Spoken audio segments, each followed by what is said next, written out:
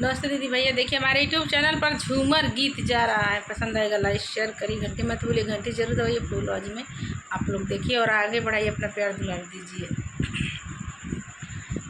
पिया मरले बा मुआड़ी के मारे सखी, पिया मरले बा मुआड़ी के मारे सखी। हम जात बानी अपने नाई हरवाए सखी, हम जात बानी अपने नाई हरवाए सखी। जबले तू ही नाना दी के गाना नहीं करबा, जबले तू ही नाना दी के गाना नहीं गाना, तले नहीं आइब पिया तू हरे ही घरवा, तले नहीं आइब पिया तू हरे ही घरवा।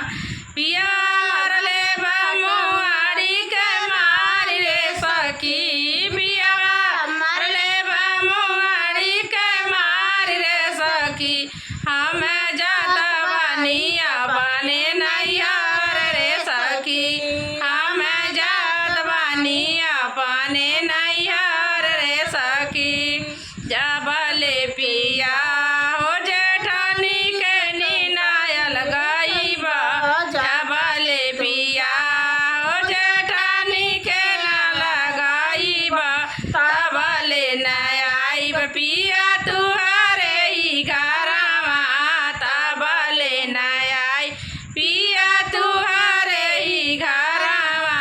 पिया मरले बा मुआड़ी के मारी रे सखी, पिया मरले बा मुआड़ी के मारी रे सखी। हम जात बानी अपने ना